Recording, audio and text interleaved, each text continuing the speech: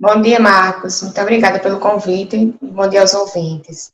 Doutora, qual é o papel do Ministério Público nessa questão da adoção?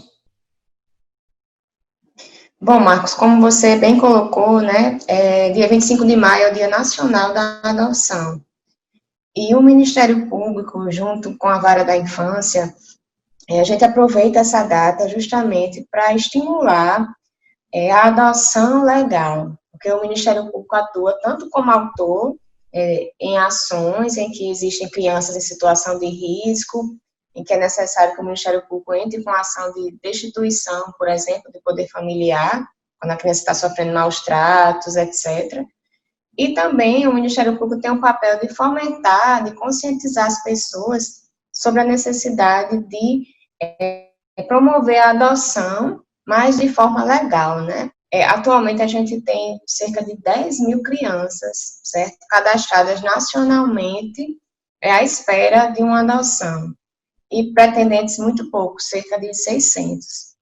E dentro desse perfil, Marcos, 85% das pessoas preferem crianças de no máximo até 2 anos.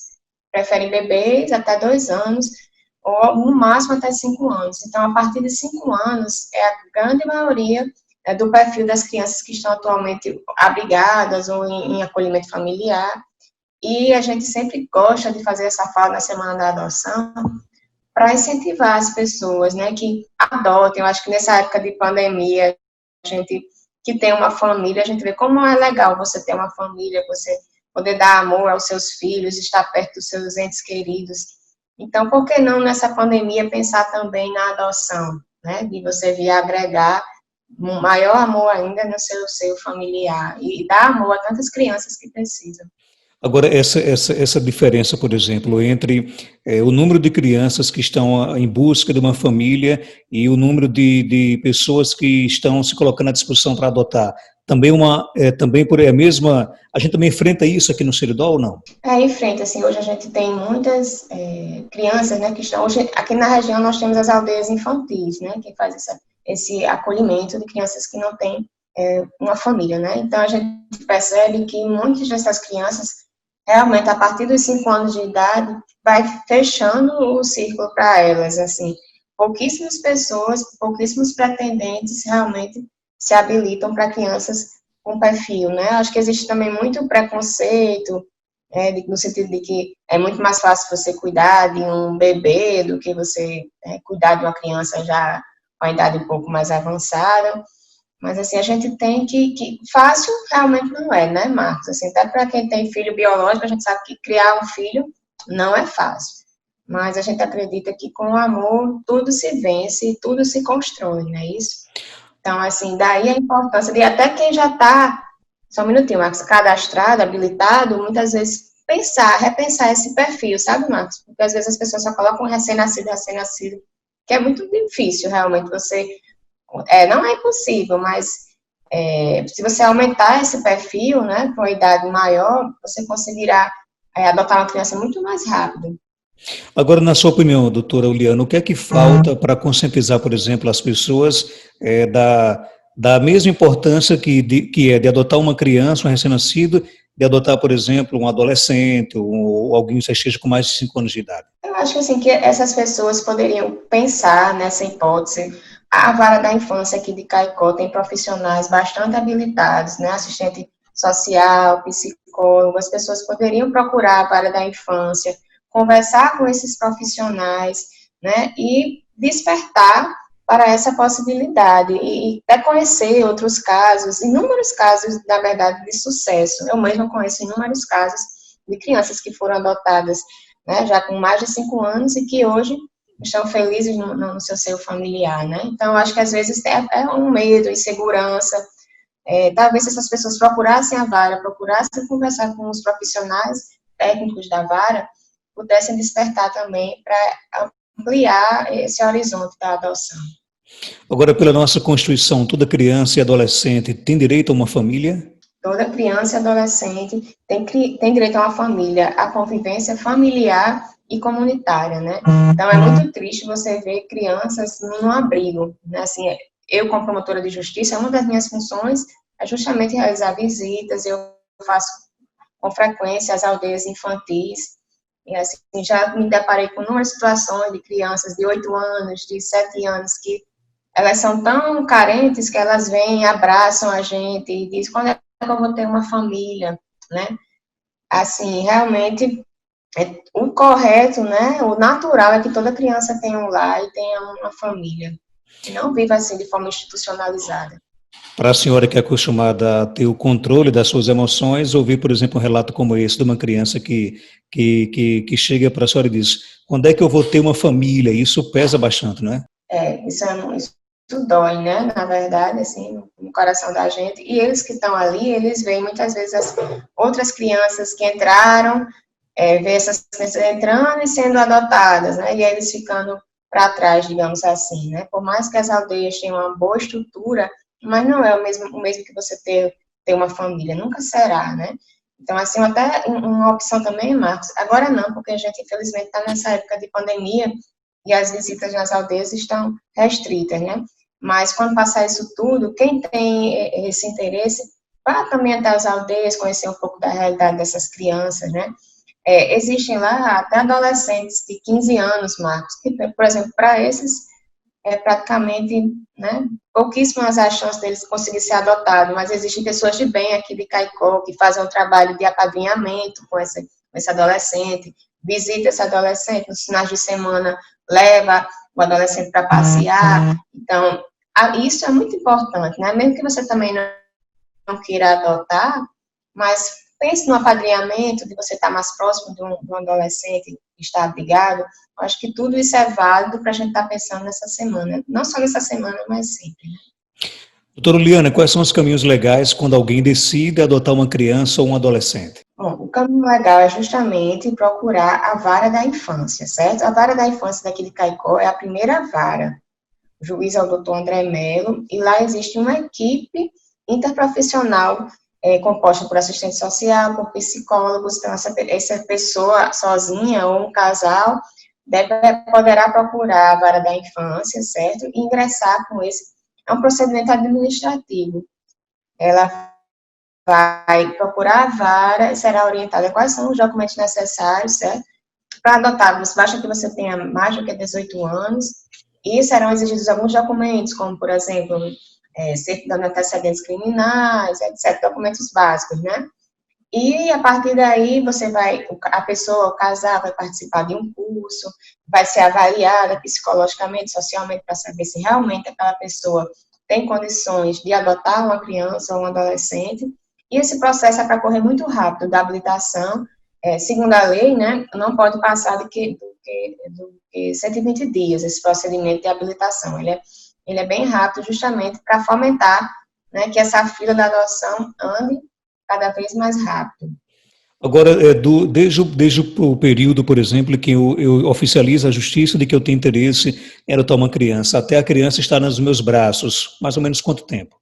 Assim, isso vai depender, certo? Mas a lei também fixou prazos curtos para que esse processo ande, né?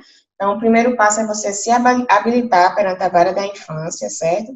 Estando tudo ok na sua documentação, você fazendo o curso, né? Estando realmente habilitado a adotar, isso, como eu disse a você, não passa do que 120 dias. Então, essa pessoa, o casal, está habilitado a adotar, ele será inserido no Sistema Nacional de Adoção, certo? Aí, nesse momento, ele vai dizer o perfil da criança que ele deseja adotar, vai poder fixar a idade, por isso que eu digo, tem gente que coloca uma idade muito restrita, é só recém-nascida até 1 ano, né? Então, quanto mais restrita for a idade, mais tempo, infelizmente, vai ser para ele conseguir adotar.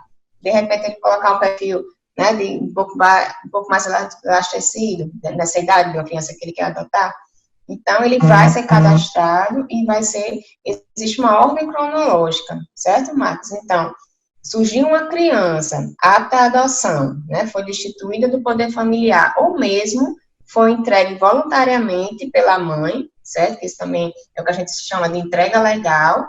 A própria mãe, por exemplo, que está gestante, ela não tem condições, não quer exercer aquela maternidade, então não é nenhum crime ela chegar para a vara da infância, certo? Procurar a equipe interprofissional, pelo contrário, ela estará fazendo uma entrega legal, e dizer, olha, eu vou ter esse filho, mas eu não quero exercer maternidade sobre ela. Então, a partir daí, por exemplo, essa criança, ela vai gerar essa criança, a criança será entregue à vara, que irá tomar as providências, poderá, por exemplo, já conceder de imediato a guarda provisória a um casal que está habilitado, certo? Para aquele casal receber aquele bebê já com a guarda provisória, certo? E assim o processo vai caminhar, vai ter toda, né, a audiência de instrução, mas estando tudo bem, encerrado o processo, a criança será devidamente adotada. E qual a importância de você fazer isso de forma legal? Que você vai ter a segurança de que essa criança está sendo entregue a uma pessoa, a um casal, certo? Que foi devidamente preparado para isso. Ele passou por um curso, ele foi orientado por uma equipe interprofissional, né? A documentação, ele não é uma pessoa que está respondendo a processos criminais, por exemplo, né? Então, a sociedade tem a segurança de que aquela criança está sendo entregue a pessoas que irão cuidar devidamente dela, né? Estarão preservados os interesses da criança. Ao passo que, quando se faz uma entrega ilegal, e o que é uma entrega ilegal? É quando ela não está pelos parâmetros, né, que a justiça estabelece, ou seja, aquela criança não é entregue a um casal que está devidamente habilitado no cadastro nacional. Ela é entregue diretamente a alguém, certo? Então, essa entrega direta, por que ela é perigosa? Porque você vai estar entregando a pessoas que você não tem segurança nenhuma de que elas realmente estavam aptas a receber essa criança, certo? Infelizmente, ocorrem situações de tráfico de crianças, o que é lamentável, né? Por exemplo, a genitora vender aquela criança e os pais pagarem por essa criança, então existe essa mercantilização de uma criança, o que também é bastante negativo. É por isso que o Ministério Público, a Justiça, requer que a entrega seja feita como a lei prevê, né? Nesse caso, por exemplo, de adoções irregulares, ilegais, tem como fazer, por exemplo, os trâmites dentro da lei? Tem como legalizar essa adoção? Pronto, veja só, Marcos, assim, o ideal é que seja feita de forma legal, né? Para que, por exemplo, uma pessoa que pega uma criança ilegalmente, né, ela pode estar sujeita até a um crime, que é o artigo 242 do Código Penal, que é existem pessoas que pegam uma criança que não é sua e fazem um registro como se fosse aquela criança fosse sua filha biológica, ou seu filho. Então, isso é um crime que é previsto no artigo 242 do Código Penal, certo? Então, não é para ser feito dessa forma. Mas é por isso que desde o ano passado, a Vara da Infância vem fazendo toda a conscientização aqui na região de Caicó, porque culturalmente o que se via é que essa entrega era feita de forma ilegal, né? Então, tanto a Vara da Infância quanto o Ministério Público promoveu palestras, até dos profissionais da saúde, que são muito importantes, né, nesse processo, para que os assistentes sociais que trabalham nos hospitais, enfermeiros, etc., que se identificassem alguma situação de entrega ilegal de criança, que comunicasse às autoridades competentes. Isso já está sendo feito aqui em Caicó, certo? Os profissionais estão com essa consciência. Mas existem situações e os tribunais, em geral, repudiam, né, essa questão da adoção ilegal, justamente porque ela burla o cadastro, certo? Existem casais que estão há anos esperando, aí vem um casal que não, ou uma pessoa não habilitada fura essa fila, certo? Em detrimento de quem fez todo o processo legal e está esperando a sua vez, né, de ser chamado para adoção. Mas, assim, existem casos que realmente, que a gente diz que é um fato já consumado, né? Se você fez uma adoção de forma ilegal, mas a criança já está com uma situação de fato consolidada, né? Então, não tem mais como corrigir isso, digamos assim, uma criança que já está adaptada ao seu familiar há mais de um ano, né? Ou seja, não tem mais como quebrar isso. Então, mas para que você regularize essa situação também é importante que você procure a vara da infância, procure, seja a defensoria pública ou um advogado, para tentar levar essa situação para o Poder Judiciário e você possa adotar de forma legal essa criança, mesmo que na origem essa entrega tenha sido ilegal, mas se ficar comprovado que a pessoa, o casal, teve boa fé e que a situação já está consolidada e que traria maiores prejuízos, né, essa retirada da criança do lar, do que mesmo não contrariando a lei, né? Mas se fosse a situação consolidada, e não teria mais como reverter isso, e também pode, nesse caso, mesmo assim, é interessante que se procure o Poder Judiciário, né? Porque aí haverá um estudo de uma equipe técnica, a equipe técnica irá analisar se é o melhor para a criança ficar com essa pessoa, né? Mesmo que essa origem não tenha sido feita da forma legal, e se ficar constatado que é o melhor para a criança, que ela continue dessa forma, nesse lar, então, assim, será feito e irá haver o prosseguimento de forma legal dessa adoção. Doutora Oliana, o que é adoção à brasileira? E por que é que isso é tão comum aqui no nosso Brasil? Pronto, a adoção à brasileira é justamente isso que eu estava falando antes, né? Era esse costume da entrega direta, ou mesmo, por exemplo, vamos dizer, uma pessoa me entregue um bebê, dizer um nome, Maria, me entregue um bebê, diga, eu não quero esse bebê, fique para você. Então, a criança é filha de Maria, então eu iria ali no cartório e iria registrar aquela criança como se eu fosse a mãe biológica, né? Então, isso é um crime, como eu falei, o artigo 242. Não, né? A mãe biológica é Maria, então você não pode inserir uma informação falsa no registro, né? Agora, havendo a destituição do poder familiar, ou seja, que legalmente Maria deixe de ser a mãe e determine que eu, por exemplo, agora vou ser a mãe, tudo bem, vai ser feito um novo registro da criança, mas você não, conforme determinação judicial, né? Não pode você inserir uma informação falsa no registro. Então, isso muito acontecia aqui no Brasil, as pessoas colocavam no registro como se aquela criança fosse filho biológico seu quando não era. Ou também essa entrega de forma ilegal, sabe? A qualquer pessoa. Porque pode haver entrega direta? Pode, mas desde que seja uma pessoa considerada família extensa, certo? Então, vamos dizer que eu não quero cuidar do meu filho, não tenho condições, mas eu não quero entregar a vara da infância para entregar um casal habilitado, eu quero entregar a minha irmã. Ela é tia da criança e tem um desejo de adotá-la. Então, essa entrega direta, nesse caso, pode ser feita, né? Vai ser entregue para um familiar extenso meu. Mas, da mesma forma, essa situação precisa ser levada ao conhecimento do Poder Judiciário por meio do devido processo legal.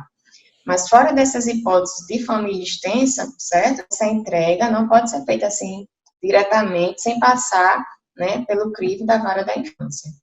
Era justamente isso que eu ia perguntar, porque é muito comum, por exemplo, as mães que têm filhos, por algum motivo não podem criar, entregam para que, por exemplo, as avós possam criar, as tias também. Esse caso seria, por exemplo, também um processo de adoção ou não? Sim, nesses casos você seria, na verdade, uma guarda, né? Você quer entregar seu filho para que uma tia ou uma avó cuide, porque você não tem condições, né? Você está entregando para uma família extensa sua. Então, mesmo essas situações, precisa levar ao conhecimento do Poder Judiciário para que essa guarda seja regularizada. Porque aí, a tia ou a avó, né, será legalmente responsabilizada por aquela criança.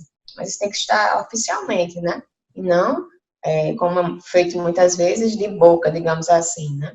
Que, afinal de contas, quando for cobrada alguma responsabilidade, vai ser cobrado dos pais, né? Do pai biológico, a não ser que essa situação tenha sido levada até o Poder Judiciário e diga, não, a guarda agora não é da mãe, é da avó, então a avó é que cabe responder, né, com relação a tudo dessa criança. Juliana, existe algum requisito para que um casal interessado em adotar uma criança tem que tomar? Não, assim, a lei é bem ampla, sabe, Marcos? Assim, o requisito básico é você ter mais do que 18 anos, você está em dia, né, com seus documentos, questão do seu título eleitoral está em dia, a vara também vai perquirir se você tem algum antecedente criminal que o desabone, né, da situação de ser pai ou ser mãe, mas é basicamente isso, sabe? Você sendo um cidadão que esteja com seus documentos todos em dia, né, que você não tenha antecedentes criminais, existe a diferença entre o adotante e o adotado tem que ser de 16 anos, certo? E você tem que ter no mínimo 18 anos, né? Vai ser feita uma visita na sua casa por uma equipe, né, de assistentes sociais e psicólogos para saber se na sua casa tem um ambiente adequado para receber uma criança, um adolescente, né? E aqui é importante que se diga, não é porque a pessoa é pobre, por exemplo, ela não pode adotar, né? Ela pode ser humilde, mas ter condições, sim, de adotar uma criança. Nada impede, se na sua casa tem uma estrutura, né, que isso permita. Então, é isso, assim, a lei é bem ampla, não existem requisitos severos para a adoção, né? E quando um casal está habilitado, ele pode receber essa criança, ele vai receber, primeiramente, no que a gente chama de estágio de convivência. Então, ele vai receber a criança, vai passar um estágio com essa criança,